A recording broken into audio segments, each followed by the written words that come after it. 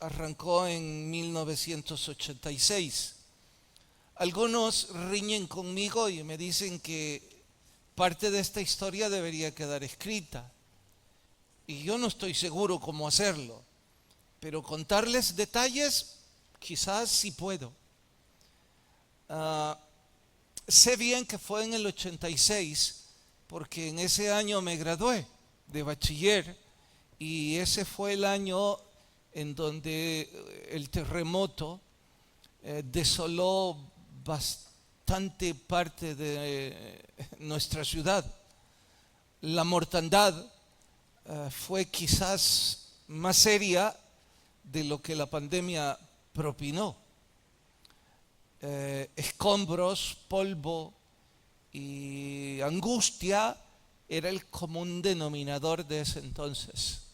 En ese contexto arrancó esta iglesia, en una sala en donde un grupo empezamos a orar y a instruir la Biblia.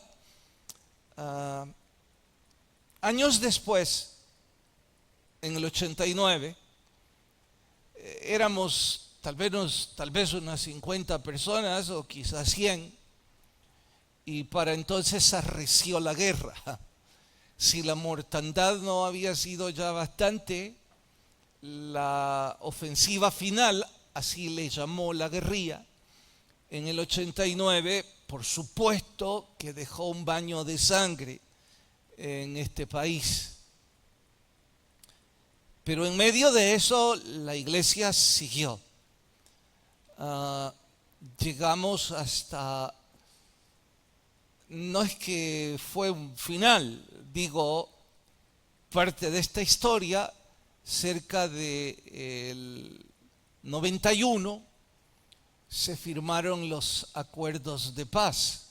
Sí, creo que fue diciembre del 91 que se firmó el bosquejo en Nueva York, y luego en enero del 92, pues los acuerdos de paz. Ese diciembre recuerdo bien que nos abrazábamos deseando un año nuevo con lágrimas, porque pensábamos que nuestras vidas iban a cambiar, no más mortandad a consecuencia de la guerra, y un futuro mejor nos deparaba. Bueno, no sé si fue así o no. Lo cierto es que en ese entonces pueden estar seguros que todas las familias, o casi todas, teníamos una historia de sangre que narrar, producto de esa guerra civil. Allí en medio de ese contexto, la iglesia seguía creciendo. Al final del año 2000, o cerca del final del año 2000, estoy hablando del 2K, teníamos ya comprado, habíamos construido un templo en donde cabían quizás 200 personas, no más, en la colonia Colhuatán.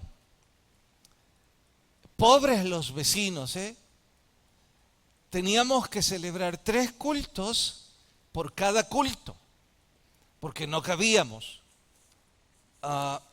Y digo pobres los vecinos porque era una colonia, o sigue siendo, un vecindario para habitar, no con fines comerciales o religiosos. ¿Se imaginan el desastre que provocábamos en cuanto a estacionamiento? Yo creo que esos vecinos oraban que nos largáramos. Sabíamos que debíamos movernos, pero no teníamos el recurso económico. Con todo y eso empujábamos, abríamos nuestros ojos y sabíamos que debíamos dar un paso de fe. Estaba estudiando para entonces, o compartiendo el estudio del libro de los Hechos.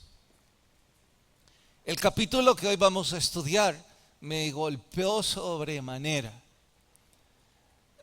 ¿De qué se trata? Se los narro en unos minutos. Pero hay una frase que dice hacedores de tiendas. En fin, tuve que viajar a Guatemala por mi trabajo yo no estaba a tiempo completo como pastor. Más bien en mis tiempos libres era pastor. Y estando en Guatemala, me sorprendí que había una iglesia en una de las zonas caras de esa ciudad que anunciaba en la calle, por cuando uno pasaba lo podía ver. Sus cultos, decía los horarios, y era una carpa. Sí, lo escucharon bien, una carpa de circo. Así es que yo entré, hablé con el administrador y él fue amable. Estoy seguro que fue el Señor que puso gracia en mí, porque él me dijo, ¿usted lo que quiere es tomar visión de esto? Sí. Me sorprendí, le dije, pase. Y fue muy amable, me mostró. La carpa quizás era un poco más grande o casi igual que este edificio y la tenían muy bien amueblada, con aire acondicionado, butacas. Yo dije, fascinante. ¿Por qué venía impresionado? ¿Por qué venía pensando? Pues una carpa de circo sí la podemos comprar. Quizás sí nos alcanza el dinero. Regresé y le expuse a la directiva, si ustedes quieren llamar así, mi loca idea, que no era mía. Para entonces ni siquiera tenía yo la remota idea que Calvary Chapel Costa Mesa había empezado también con una carpa. Pero lo que me emocionaba es que podíamos alquilar un terreno, comprar una carpa y trasladarnos. De la directiva de ese entonces, casi todos apoyaron la idea. Y si alguno no, pues no me lo dejó saber por cariño, supongo. 2 sí, me lo hicieron saber su oposición y quizás de forma grosera. Todavía recuerdo sus nombres. Estoy sacando mis raíces de amargura. Lo digo en broma, pero mire que los recuerdo. Como la directiva dijo sí, pues entonces platiqué con otros amigos, hombres de negocios, 2 puntualmente, y les dije, fíjense que esto y esto. Uno de ellos había vivido en Florida mucho tiempo, hablaba inglés fluido, y me dijo, Carlos, vamos a comprarla allá. Yo tengo un directorio, imagínense qué viejo debo estar, que no había internet, era un directorio de teléfono de allá, en donde buscamos carpas. Entonces él me dijo, yo tengo el directorio, lo traigo, oramos ahí y veamos qué pasa. Así es que como pudimos, medio hicimos un contacto. Estos 2 amigos dijeron, vamos. Y yo un tanto apenado porque les dije, la directiva no creo que quiera pagar sus boletos en esta aventura. Ellos sonrieron y dijeron, no, déjenos eso.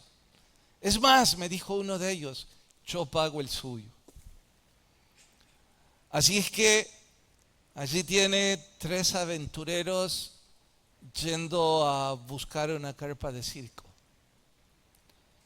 Voy a cortar la historia a propósito, luego les cuento otra parte de esta. Cuando regresamos con la carpa y la colocamos, por supuesto habíamos ido a rentar ya un terreno en la Federal de Alemania. Colocamos la carpa. Algunos pensarán que exagero, pero los que están en esta iglesia desde ese entonces saben que me quedo corto y que lo hago por ser conservador. La iglesia, que en ese entonces habrían quizás 600 personas, con suerte, en cuestión de 3 meses se había duplicado. Eran casi 1000. Si ustedes me preguntan que qué pasó, por qué un crecimiento multitudinario en 3 meses, yo solo tengo 2 respuestas. Por supuesto que la gracia de Dios, ¿no? Pero tengo otras 2 respuestas después de eso. Una, que fue en el 2001 cuando terminamos de colocar la carpa. Y en el 2001 sucedió otro terrible terremoto. Así es que me imagino que la gente tenía miedo de entrar a edificios o a un culto, pero la carpa no les causaba temor. 1 y 2, supongo que cuando veían la carpa a lo lejos y que decía el nombre de una iglesia, me imagino que por curiosidad decían, vamos a ver qué pasa ahí. Y pues así entraban.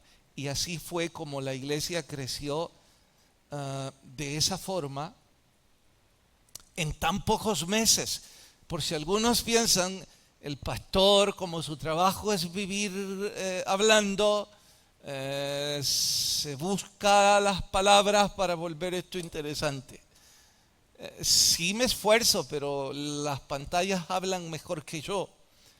Les dejo ver algunas fotos de la historia que les estoy narrando. Esas carpas que ven atrás las compramos porque en el primer mes ya no cabían. Siga.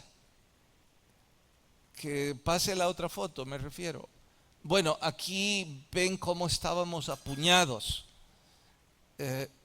Cuando veo estas fotos del recuerdo y me veo con saco allá adentro, yo digo, ¿qué estaba haciendo yo con saco? Quizás hacía frío en ese entonces. No sé cómo aguanté. Pero bien, siga. ¿No hay más? Bueno, y me preguntarán en este punto, ¿y qué tiene que ver esto con el estudio de la Biblia? Todo. Porque no me inspiró el Señor en que debíamos empujar a comprar una carpa en lo que vi en Guatemala. Lo que vi en Guatemala fue la confirmación. Lo que me inspiró fue haber estudiado este capítulo. Y es aquí donde encontré el vocablo de tiendas. Deben saber que tiendas es tabernáculo. En el hebreo, en el Antiguo Testamento no es tienda, es tabernáculo. En el Nuevo Testamento, que es griego, el original, es tienda. Pero el término interpretado a nuestro español es tienda de campaña o una carpa. Con gratitud recuerdo que entre esas personas que se opusieron, uno de ellos decía a mis espaldas que iba a ser un terrible error gastar ese dinero y que la gente diría que eso era un circo y que yo era un payaso.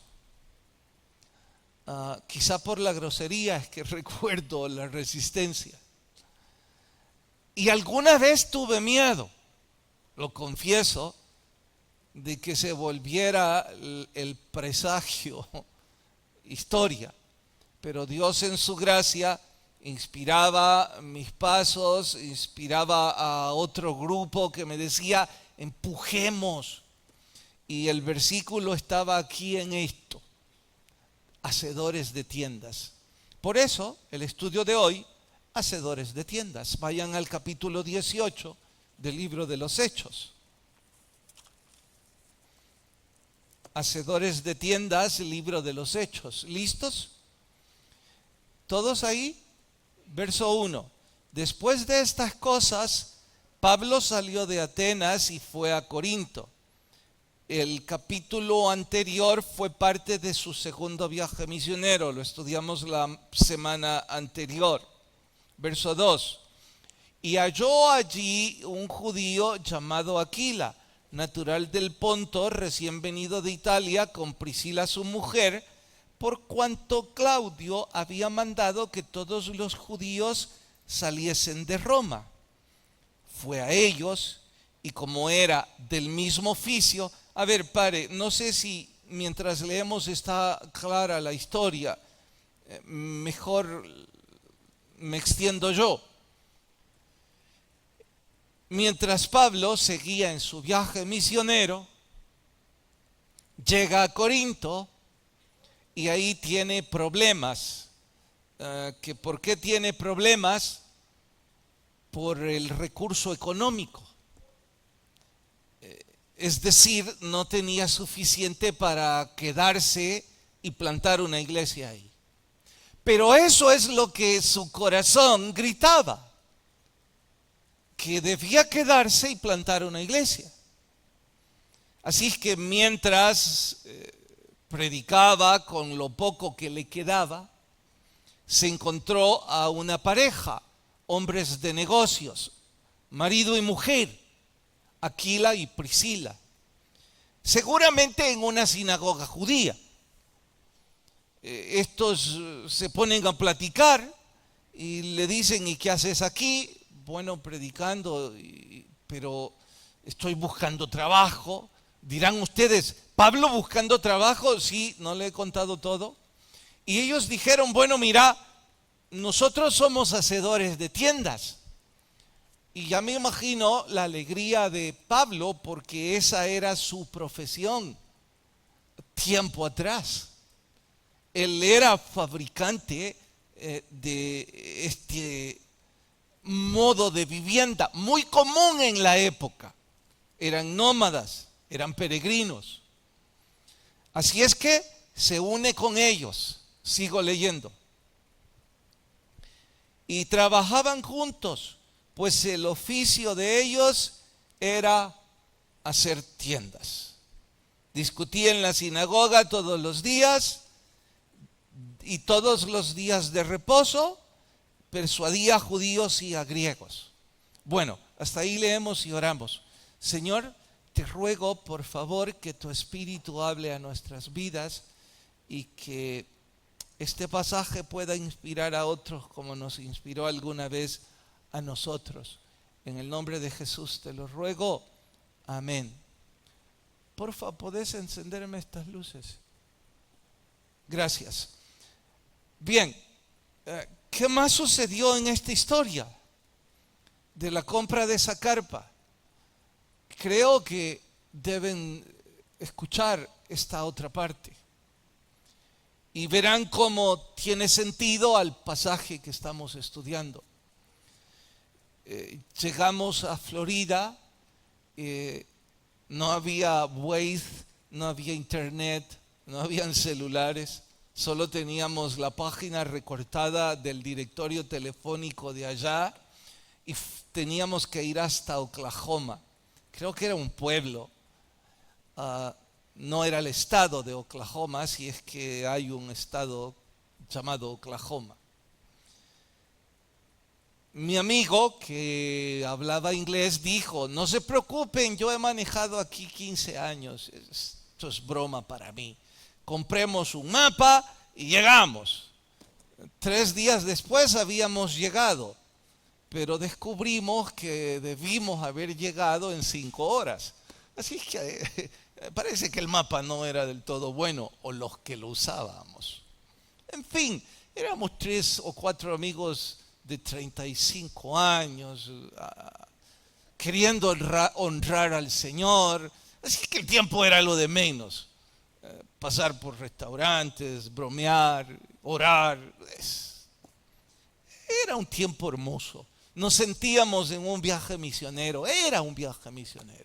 En fin, llegamos a la empresa. Supimos porque se veían las carpas a lo lejos. Así es que, insisto, cuando cuento esto me siento tan viejo porque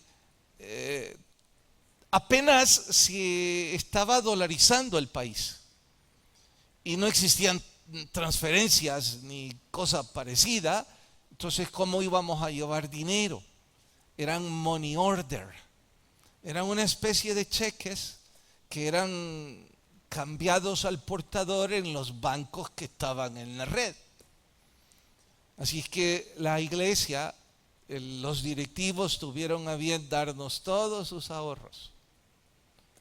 Eran $7,000 en money order. Eran como 8 o 10 que llevábamos. Yo les había dado 2 a cada uno porque les decía, miren, si los perdemos o nos asaltan, que no se los roben a todos. Y todos reían y diciendo, sí, que sos dramático. Pero en fin, tocamos la puerta, nos recibió una señora muy amable, norteamericana, y le dijimos, queremos comprar una carpa. Ella dijo, ¿para qué la quieren? Para mí fue sorpresa porque qué pregunta más necia, ¿no? Queremos comprar una carpa de circo, pero nos preguntan que para qué la queremos. Nos volvimos a ver y mi amigo me dijo, sí, entendiste bien, ¿quieres saber para qué es la carpa? Bueno, dije yo, es para una iglesia. Ella puso un gesto así como, estos no tienen dinero. Yo dije, es profeta la mujer. Y dijo, esperen un rato, voy a hablar con mi jefe. Me entristecí y pensé, no nos van a recibir. Para sorpresa mía, ella salió y nos dijo, el dueño quiere platicar con ustedes. Bueno, entramos y nos hizo la misma pregunta, ¿para qué la quieren? Yo insistí, para una iglesia. ¿Dónde? Dijo. En El Salvador. ¿Dónde es eso? Pero él ansioso. Centroamérica. Puso una sonrisa, nos entró a su sala de reuniones. Había un mapamundi con muchos alfileres de colores. Muchos. Dígame dónde es Centroamérica, me dijo. Entonces yo tomé el alfiler y no, eso lo hago yo, me dijo. Oh, perdone. Entonces le señalé, está aquí. Entonces él con mucha emoción puso el alfiler en El Salvador. Para entonces sus ojos brillaban. Estaba sonrojado, quería llorar. Fue entonces mi tiempo de preguntar. Yo dije, mire, no sé si hicimos mal o estamos haciendo bien. Nos sentó y nos preguntó, ¿cuántas personas caben en esa iglesia? Queremos una carpa para unas 900 personas. ¿Cuánto dinero traen? Dijo. Yo no podía mentir, quería decir menos, quería decir esto es un estira y encoge y es un negocio, pero ¿qué van a decir mis amigos? El pastor, entiendo. Así es que dije la verdad, 7,000 en money order. Él bajó el rostro. Lo que ustedes quieren vale el doble. Yo entonces dije, pero ¿por qué sus ojos me dicen que está feliz? Él respondió, yo soy hijo de pastores. Yo crecí en Sudamérica, mis papás fueron misioneros, mis papás no tenían un techo para su iglesia, sufrieron. Mis hermanitos y yo fuimos picados por todos los moscos, dijo él, de Sudamérica.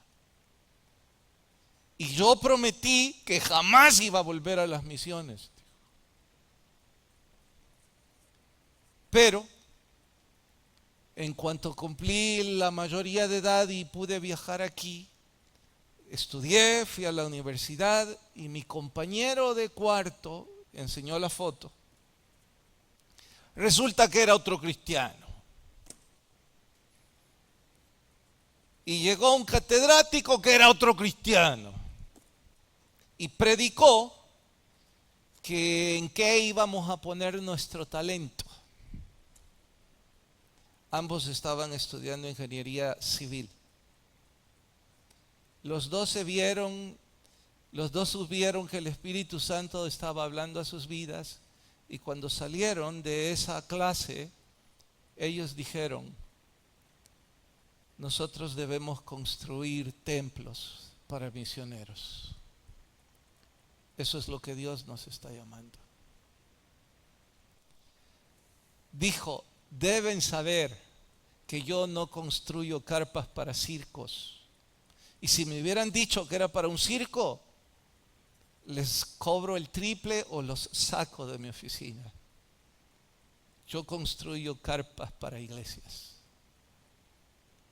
Denme ya los $7,000 antes que me arrepienta.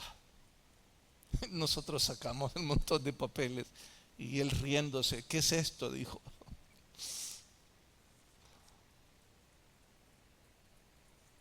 ¿Saben cómo se llamaba ese negocio? Hacedores de tiendas. Por supuesto, mi espíritu se hinchaba cuando recordaba que había estado estudiando Hechos 18. Y qué sé yo cuántos han construido negocios con ese título, con el único propósito de que la obra del Señor Jesucristo se multiplique. Yo le pregunté, cuando ya el negocio se había cerrado, y todos esos alfileres son iglesias. Sí, me dijo, pero yo estoy con mi corazón quebrantado porque en Centroamérica nunca habíamos podido poner un alfiler. Solo en una tal Guatemala, me dijo, habíamos hecho algo. Me acordé. Wow. Pensé en ese momento, no es que el mundo sea chiquito, es que nuestro Dios es grande. ¿Cómo pudo unirnos de esa manera? Bueno, solo su gracia, ¿no? Voy a dejar esa historia a un lado para ir a la historia más importante. ¿Cuál? La de Pablo. ¿Y por qué estaba sin plata? Si había en Jerusalén un grupo que fungía como alma mater, como iglesia madre, que subsidiaba los viajes misioneros de estos gigantes de fe. Bueno, sí, pero nadie le había dicho a Pablo de ese grupo que plantara una iglesia en Corinto. De hecho, él fue a parar ahí porque en otro sitio lo habían rechazado. Pero les quiero explicar qué era Corinto. Corinto, si lo contextualizo, es como hoy día Las Vegas. Era una ciudad de pecado, cosmopolita, en donde la inmoralidad era el diario vivir. ¿Saben? Había, no sé si aún en español, un verbo, corintiar, que se traduce fornicar. Es decir, toda Asia Menor iba a Corinto para desembocarse en todo tipo de vida pecaminosa, de inmoralidad. Y claro que seguramente habían también casinos de aquella época, ¿no? Y quién sabe cuántos pecados más. Entonces el punto es este. Voy a hacer una comparación, a ver ustedes qué opinan. ¿Recuerdan que Talo estuvo deseando que yo no volviera? Bueno, pues en sus sueños vamos a recrear que se le cumple. Y que yo le escribo a Talo, Talo, fíjate que he sentido del Señor que me voy a quedar 2 años por aquí. Él al principio fue, al fin, me quedo de misionero. Y es tu trabajo decirle a la directiva ahí, a la iglesia, que deben subsidiarme estos 2 años como misionero mientras yo planto aquí una iglesia. Ustedes dirían, bueno, es parte de la vida misionera, ¿no? Quizás no va a hacer falta el pastor, quizás no, pero bueno. Pero no termina ahí la carta. Talo, te envío la dirección para que me estés enviando el dinero para cubrir mis gastos mensuales. Casa, comida, carro, porque tengo que predicar. Y pongo Las Vegas. Ok, ustedes que son parte de la directiva de esta iglesia, estoy recreando el caso, ¿qué habrían dicho? En serio. A ver, Dani, te estás riendo y a carcajadas. Supone que sos parte de qué habría dicho. No te escuché. Que me fui a jugar, que me fui a los casinos. O sea, no habrías dado tu voto. Habrías dado el voto. Yo me he preguntado si soy yo el que estoy en la directiva y me dicen que el pastor quiere 2 años en Las Vegas. Ay, ¿por qué no se le ocurrió otra ciudad? Pero ¿y para qué casi 2 años? Con ese dinero podemos cubrir más ciudades, ¿no? En fin, ese era el punto.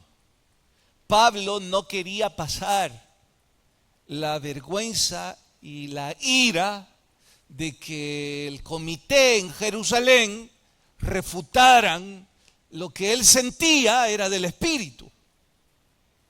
Él no quería hacer una carta semejante. Él entendía que los demás iban a decir, no, Pablo está fuera de orden. Así es que en lugar de estar metiéndose en líos, dijo, me pongo a trabajar y asunto resuelto. Durante el día yo trabajo como hacedor de tiendas, cuando el tiempo me sobre predico y los sábados sí, me la paso todo el día predicando y me voy a las sinagogas. Y como me encontré aquí a Aquila y a Priscila, ¡listo!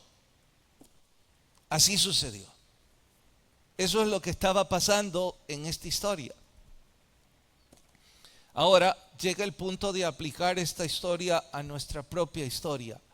¿Por qué? Porque aquí hay algunos que son ya pastores, otros que tienen el llamado del Espíritu Santo para ser pastores, otros están apoyando misiones, están apoyando algunas filiales, son maestros de capilla, han sido llamados por el Señor a ser músicos, que qué sé yo lo que Dios les ha llamado, pero en una iglesia como esta ya hay varios, y los que no han sido llamados en forma directa, han sido llamados a apoyar en forma directa a los que han sido llamados. Entonces es importante que sepan esto. ¿Qué? Bueno, les cuento. No como ejemplo, sino por qué decirles que mientras yo estudiaba esto, mi corazón se enardecía. En ese entonces, yo tenía de ser pastor para ese entonces, de esta iglesia, del 86 a casi 2000, 14 años. Y ya eran, ¿qué? 800 personas, poco más, poco menos. Yo trabajaba como ingeniero, no a medio tiempo, tiempo completo, y en mis ratos libres me las arreglaba y pastoreaba. Y vergonzosamente cuento, no estoy orgulloso de eso, que me sentía bien, que yo creía, qué privilegio que puedo pagar el honor de predicar, como si Dios me necesitara. Hasta que se puso la carpa, que la iglesia creció, y la directiva de ese entonces me convocó a una reunión. Extraño porque quien convoca soy yo, pero ellos me dijeron, es importante, no se preocupe, le queremos mucho, no hay problemas. Y hermana Consuelito en esa reunión, ella ya está con el Señor, me dijo, pastor, creemos que usted le está robando bendición a esta iglesia. Yo me puse irritado porque dije, de todo me han acusado, pero nunca así. Yo le dije, ¿de qué está hablando? Nosotros, dijo, lo necesitamos como pastor a tiempo completo. Esta iglesia lo necesita a tiempo completo. Díganos cuánto gana o cuánto quiere ganar y deje que nosotros decidamos. Fue como si me habían tirado encima un balde de hielo. Yo le dije, no sé qué responder, déjenme orar, dejen que el tiempo pase y déjenme saber qué Dios quiere. No les voy a contar todo ese tiempo porque además de que no tengo el tiempo, el punto de esa historia es esto. Fue muy difícil para mí. Me gustaría contarles que yo fui un hombre de fe y que con fe me lancé al desafío. No se imaginan cómo me costó, cómo intenté poner cosas en su sitio, ordenar. Pensé, y si no funciona, y si no pueden pagar mis costos de vida, o si el Señor no me ha llamado a esto, ahora ya soy papá. Fue tan difícil, tan difícil. Fue difícil porque yo no tenía fe y porque yo no estaba escuchando al Señor. Con esto quiero decirles a todos los que están siendo llamados, que si un día de estos el Espíritu Santo les grita algo parecido, pasen un tiempo de oración antes de decir que no es el Espíritu Santo. Por supuesto que no estamos hablando de que es una congregación de 3 o de 15 personas, Tampoco les estoy diciendo que es de 50 o de 100, no importa el número. No importa tampoco el ministerio. Importa lo que el Señor les está llamando a hacer.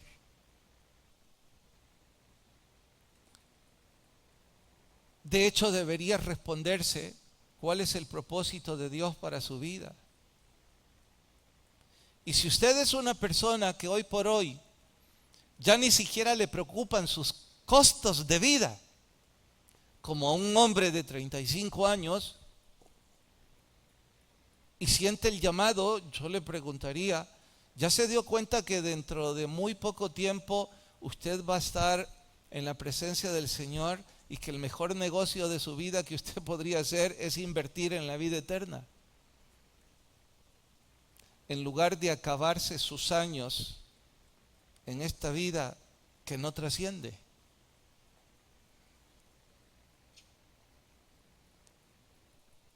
Los que son jóvenes y el Señor les está llamando, ustedes no tienen grandes facturas que pagar. Escuchen y al final de cuentas den el paso de fe. Si en el camino resulta que no era el Señor sino su propia carne, bueno, pueden corregir, son jóvenes. Pero Dios nunca se equivoca, No debo pasar de largo a Priscila y Aquila. ¡Wow! ¡Qué bendición para Pablo! Estos llegan y le dicen, no, quédate aquí con nosotros, te vamos a apoyar. Y lo empujaban a que predicara. Van a descubrir los que leen todo el capítulo, que deberían ser todos, que más tarde llegó Bernabé, que llegó Silas, y le dijeron, ¿y vos qué estás haciendo?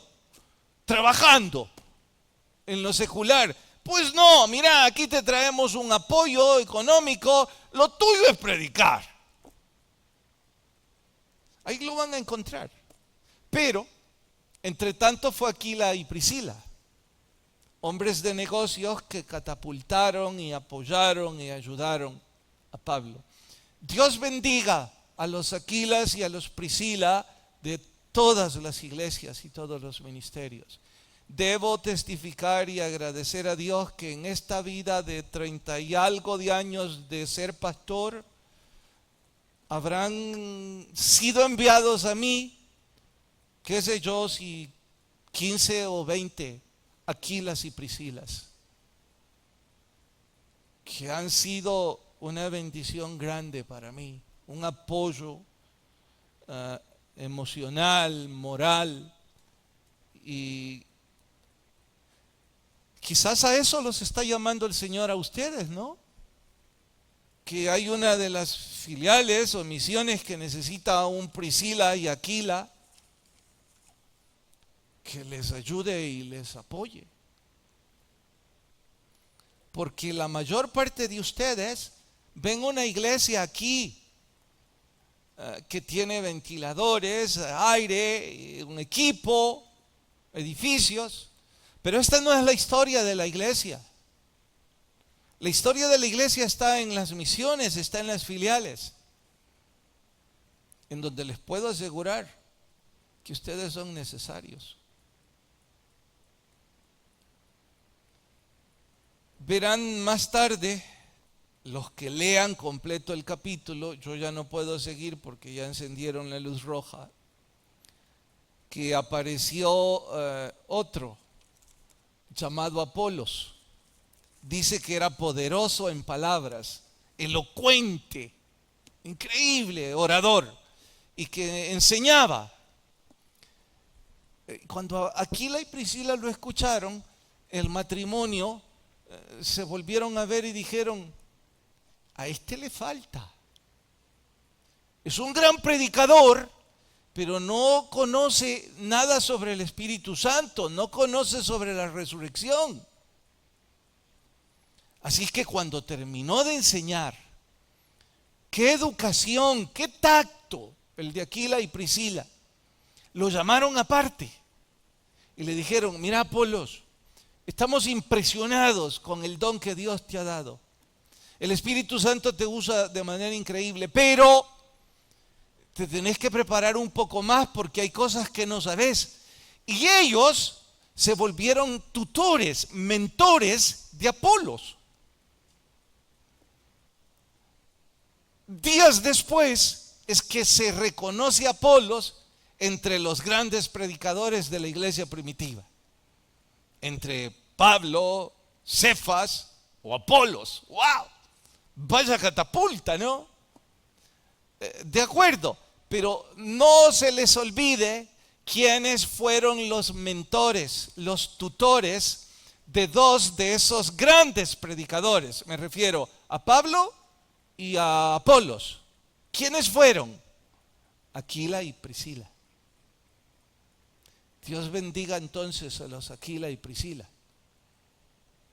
Y quiera que se levanten muchos aquí, hacedores de tiendas. En cuanto a los Apolos, que también oro que Dios levante a varios. La humildad de Apolo le catapultó, porque él con sencillez de corazón se sentó y dijo, quiero aprender, enséñenme. Especialmente a los más jóvenes y también a algunos adultos, que su talento no se le vaya a la cabeza pensando que no tiene nada que aprender. Obviamente hay mucho que nos hace falta aprender. Y tener a un Aquila y a una Priscila que el Espíritu usa para guiarnos es siempre un honor. Bueno, esto sucedió en el 2001. Me pregunto ahora si es que el Señor no viene pronto, que creo que vendrá pronto, pero si no viene pronto, ¿qué es lo que el Espíritu Santo va a hacer dentro de 10 o 15 años y cómo va a inspirar a algunos su palabra? Oramos.